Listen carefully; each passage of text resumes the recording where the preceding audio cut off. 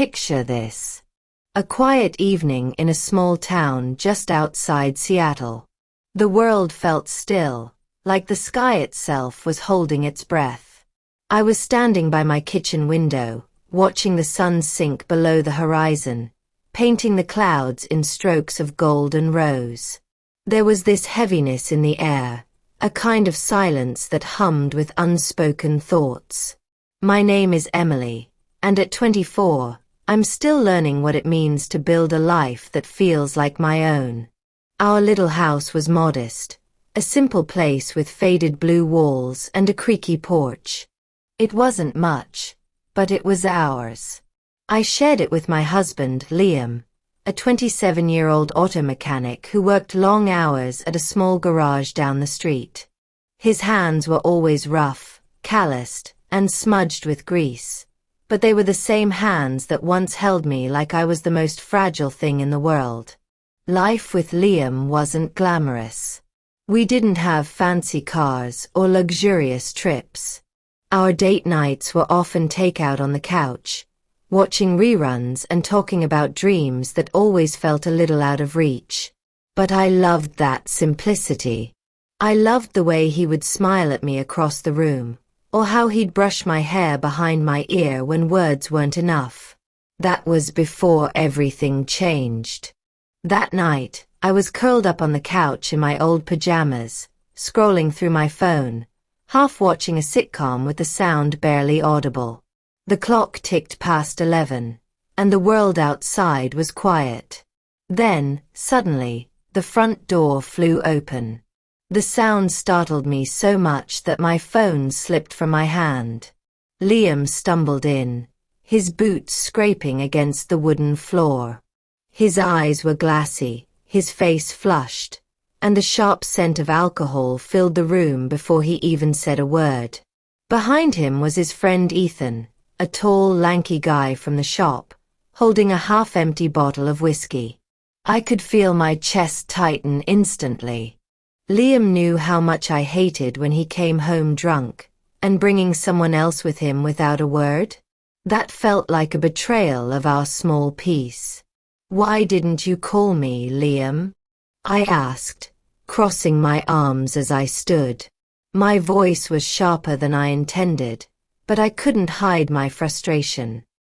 He waved his hand lazily, stumbling toward the kitchen. "You're always on my case, Emily. Can't I just have one night?" His words hit me like a slap. I could see the exhaustion in his face, but there was something else there too, something darker.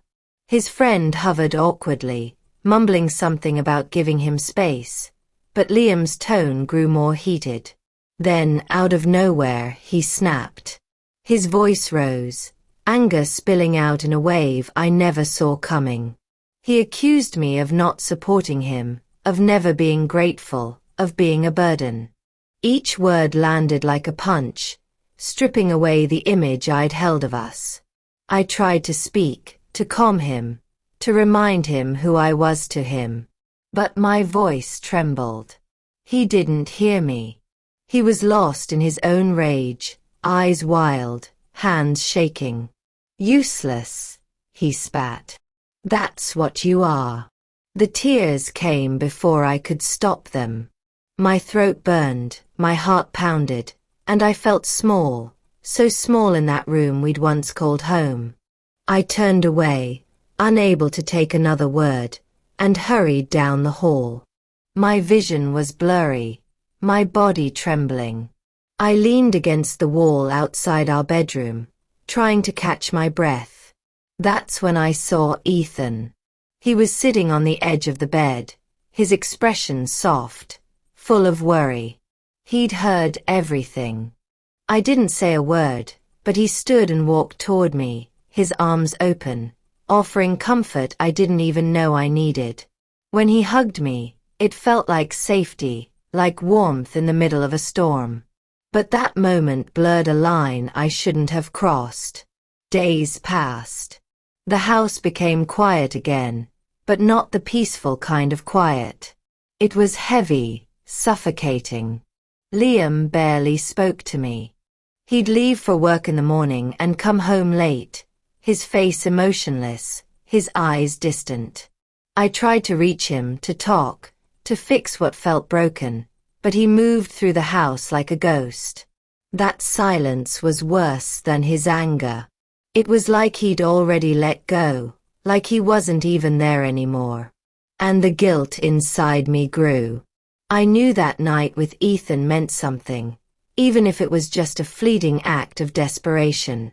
We hadn't done much more than hold each other, but even that felt like betrayal. He texted me afterward, saying he was sorry, saying he'd always liked me, that he never meant to complicate things. His words were kind but dangerous. They filled the void Liam had left. I didn't know what I was doing anymore. I was torn between shame and longing, confusion and heartbreak. One night, I decided I couldn't take the silence anymore. I needed to know if Liam felt anything at all. So, I did something reckless. Ethan came over again to check on Liam after work. The three of us sat in the living room, the TV humming softly in the background. Liam was slouched in his recliner, beer in hand, eyes glued to the screen. Ethan sat beside me on the couch, close enough that I could feel his warmth. My heart was pounding.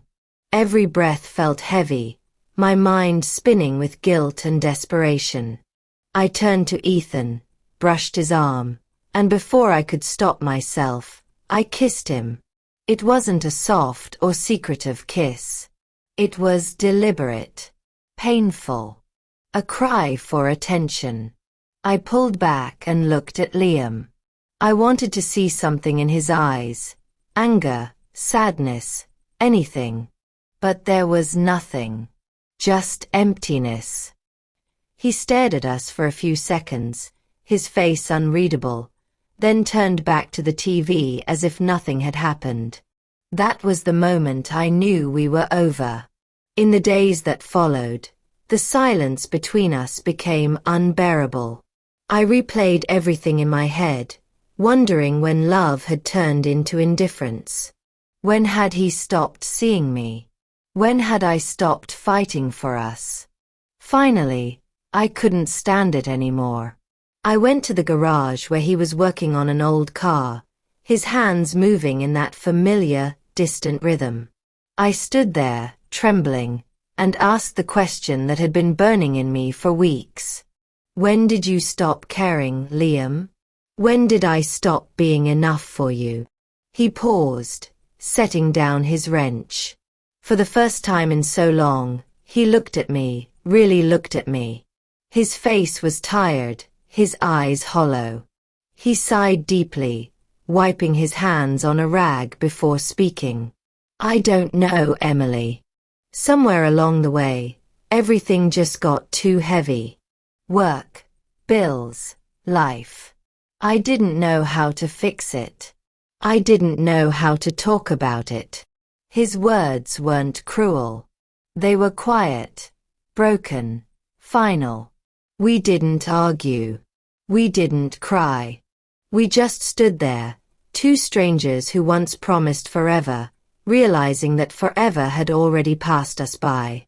The next few days were a blur. I packed my things in silence, each box filled with memories that used to mean everything. Our wedding photos, the mug he bought me on our first trip, the little souvenirs from the life we tried to build. When I closed the door behind me, it felt like closing a chapter I'd never be able to rewrite. Now, I live alone in a tiny apartment on the edge of the city. The walls are bare, the floors creak, and the nights feel long.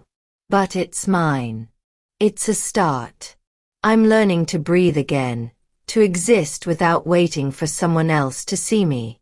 Some nights, I still think about him, about what we lost. But I also think about what I've gained, the chance to start over, to rebuild myself piece by piece. Maybe love isn't about holding on when it hurts. Maybe it's about knowing when to let go. What would you have done if you were me?